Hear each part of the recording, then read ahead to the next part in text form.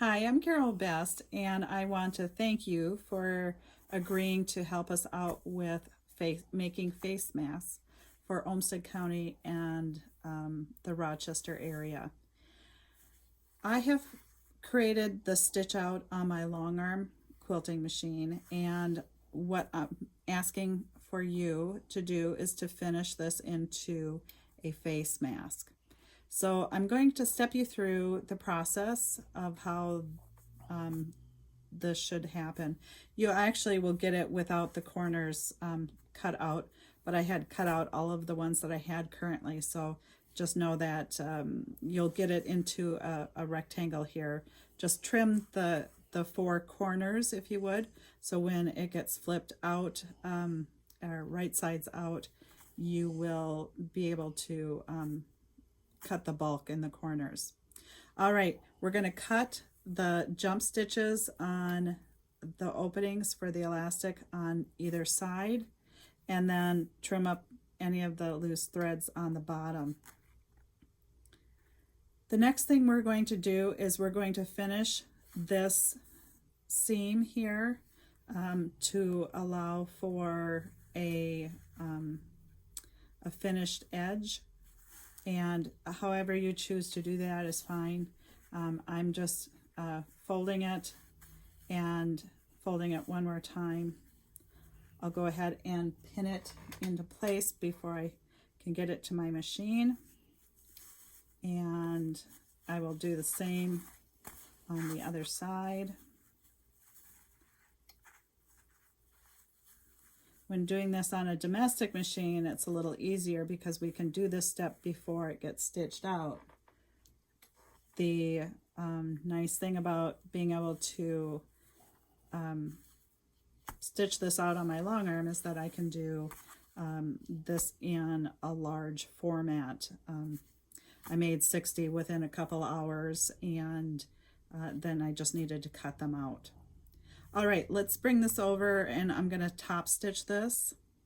All right, now that I've top stitched both sides down, I can go ahead and turn my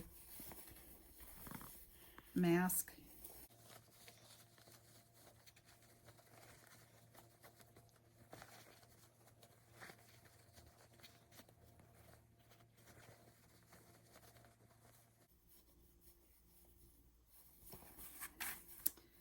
All right, go ahead and get your iron out. If you're having problems with some of the corners going into to be corners and not rounded edges, use a bamboo skewer or some other tool. I happen to have this little guy here. It's kind of nice. It's got the point to it, but it's plastic and it won't poke through the fabric. But I'm sure you have some tools that would work as well.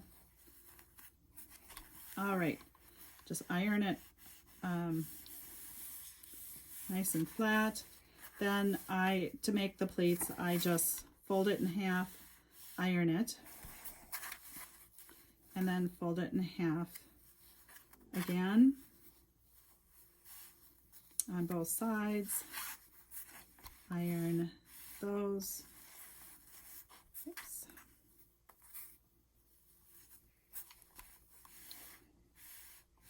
Just so you have an idea of where your pleats are.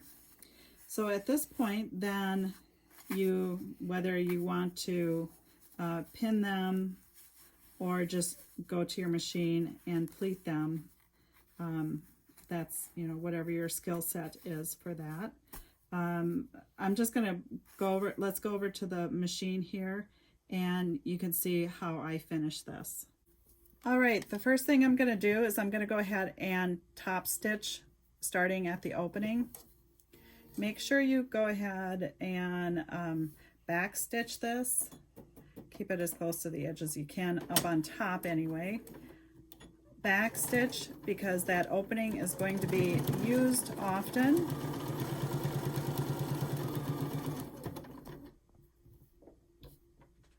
And I do drop my stitch length down when I'm doing these pleats and the elastic, so It just gives a tighter stitch because it's going to be well used, unfortunately, in the next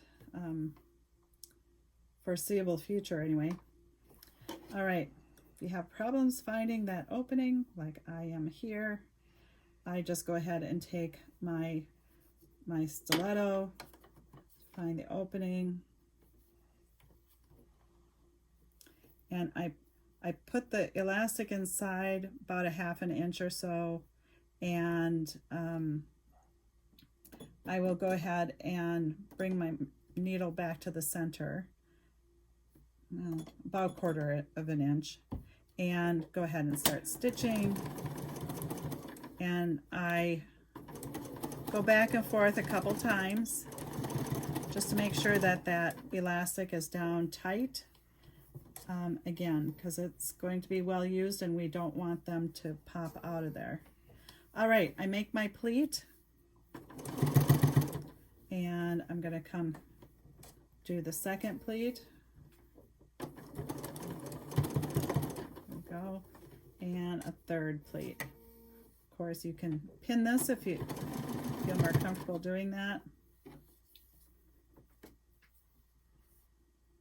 Once you've made a couple of them, you get kind of that feel of it. I put that in again about another 1/2 inch. And 1 and 2, and then I just pivot to the bottom side. And I'll come back up around here. I'll come back at that point.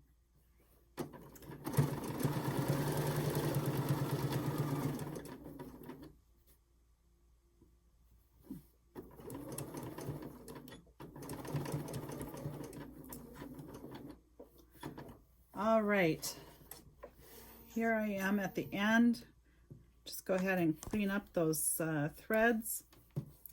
We want the finished product as good as we can get. I'm just going to go ahead and iron it again, and a little extra steam on there would be great. All right, last but not least, please do a quality check. Pull on the elastic, double check where they get tacked down, and if all passes, then we're good to go. And there is a mask with an opening, finished opening, that filters can then be put into. Thanks for your help, and if you have questions, email me at simplythebestquilting.com, and I'll be happy to answer any questions that you have. Thank you.